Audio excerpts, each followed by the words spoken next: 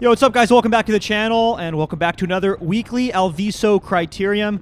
And we're going to kick things off here with an attack on the left-hand side. Competition's on the front. Why not? Rip it. Give it a rip here. This will give us a chance to talk about the competition. The pink jersey there is Donnie Ice, and this is the competition 2 guy with a leaf blower. Look out for him. This was a good timing because it was just fast. And then, yeah, major competition, Donnie on the front slowing down. And wanted to just come slingshotting around him. I was in position, what was that, 4 or 5? Small but fast group again this week. It's November after all. It's the off season here in the Northern Hemisphere. But still some serious competition that comes out to these practice races, as well as some of the early season races, which are coming sooner rather than later. And I found that this time of year, base season, is the most important for getting ready for the long season ahead. And for that reason, I've put the Masterclass on sale. It is 25% off for a limited time, but what is the Masterclass? It's an online platform to shortcut and accelerate your success in this sport. In addition to the training plans that I personally use and that I have my athletes use, you guys remember EJ Couch to Crit Season 2, the insane gains that he made.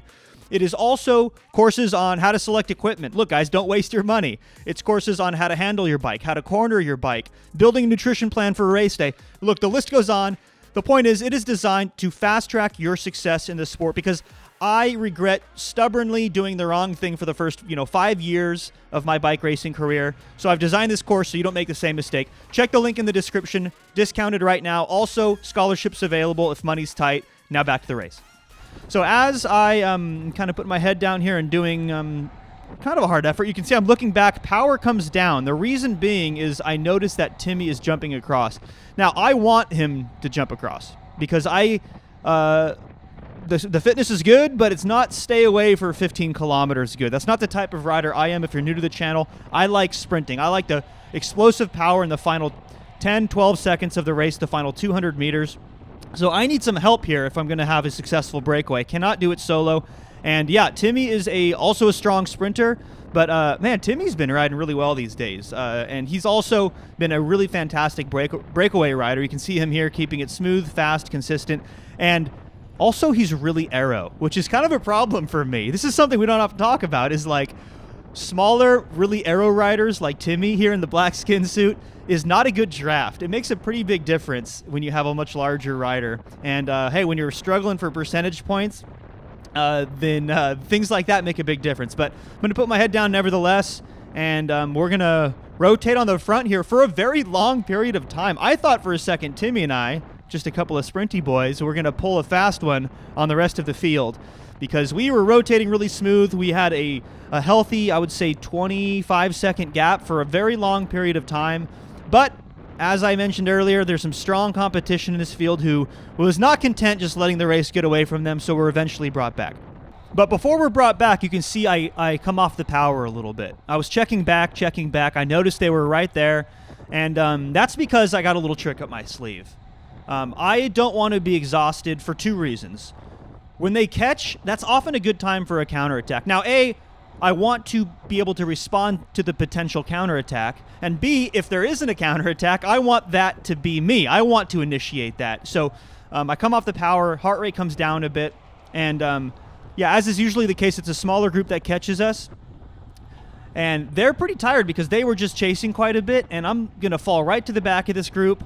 And you can see everyone's looking around. We're not going particularly fast. Timmy's calling out 2 laps to go. So we're getting close to the end of this race.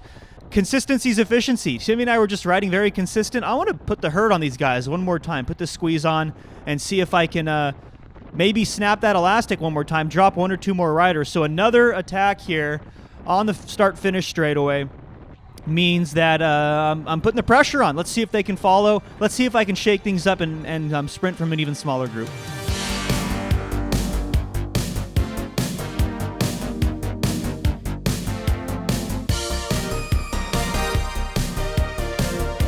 And who's the first one to come across? Timmy, once again. Guy is riding so strong. And not only does he come through, he is continuing to pile the pressure on. And I was under some pressure here, guys. 175 beats per minute. He comes right over the top of my attack. And yeah, looking strong here. And this really just demonstrates the point I was making earlier, which is just because you're out in front in a breakaway doesn't mean you're spending more energy necessarily, because slow is smooth, smooth is fast. Tim and I were rotating very smooth turns. We were saving more energy. Oftentimes in a chase group like what was behind us, it's really surgy, and it's not necessarily efficient. Even though it might be fast, it's not necessarily efficient. So that's a good reason for Timmy just to send it again here. And if I had a rear camera going, it would show there's one other rider in our draft, and that's Blaine. And I think in a minute here, I'm going to try to get a pull out of Blaine, because he's the type of rider you don't want to just let ride and forget about, because he will pull a fast one on you and take down the W. So yeah, I'm going to force him to come through, and it's down to just us three for the time being. With under 5 kilometers to go, let's see if we can hold this to the finish. It turns out we could not, and part of that was because we were kind of looking at each other, taking soft pulls, and also because Donnie Ice there in the pink jersey, you guys remember him? He was in Chicago with me. Quite strong, especially with that type of effort, just slow, sustained power. So he brought us back. He's going to take the front. That brings us into the final lap, guys. This is it. We only have 2.5 kilometers to go. Blaine's going to get a running start at us. And I'm talking a little bit. This is the game. This is the cat and mouse, right? This is a group of 5 of us. It is the 2 riders you see in front of me, Timmy and Blaine, who were part of that smaller group that ended up getting caught, are behind me. And this is a very dangerous moment in the race. You have to pay close attention. Position's very important. We're only going 17 miles an hour. We're way far ahead of any chasers behind. Timmy's the first one to send it. And this is a point at which you have to be very careful and not get caught out behind a split.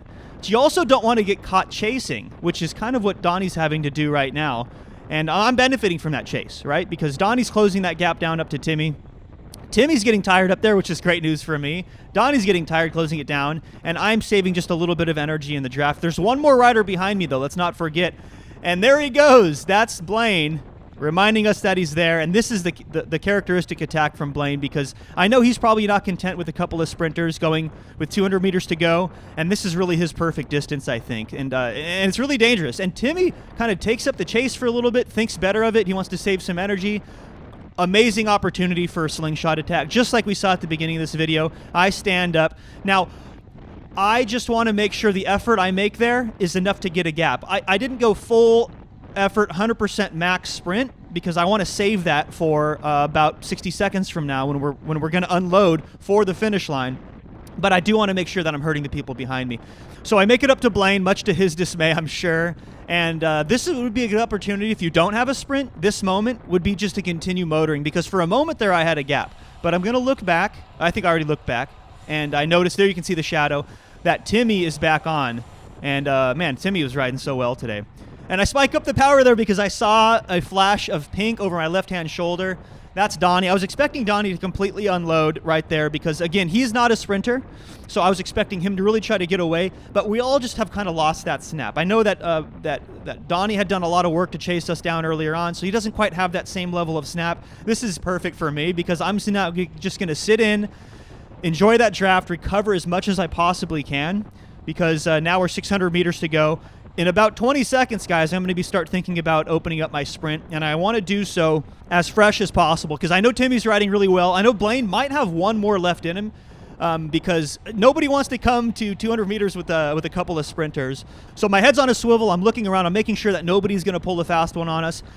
Meanwhile, this rider in front of me is just going to open it up. Now, at this point, I'm not going to let any gaps open because we're 300 meters to go, guys. Like, I am going to do whatever it takes in order to stitch up any gaps that might happen at this point in the race. And once he flicks through, it's a little bit earlier than I wanted to because, you know, we're quite tired after really hard racing. But I had no choice. I have to hit the front. I absolutely punch it as hard as I can. This is really important, guys. Empty the tank at the very beginning because I don't want Timmy to benefit from my draft. I have to establish that gap right away and snap that acceleration. Then it's just a matter of staying as aero as you possibly can, emptying the tank right up to the line. You can see I barely snuck one out past Timmy, who had a great sprint, by the way. Like, it went over 40 miles an hour, had a higher max speed, but the timing just wasn't perfect. He ran out of road. I was able to take down the W, open my account for the season here at Alviso. So if you guys like this content, please consider subscribing. It's totally free. It means a lot for the channel. And as always, thanks for watching. I'll catch you in the next one.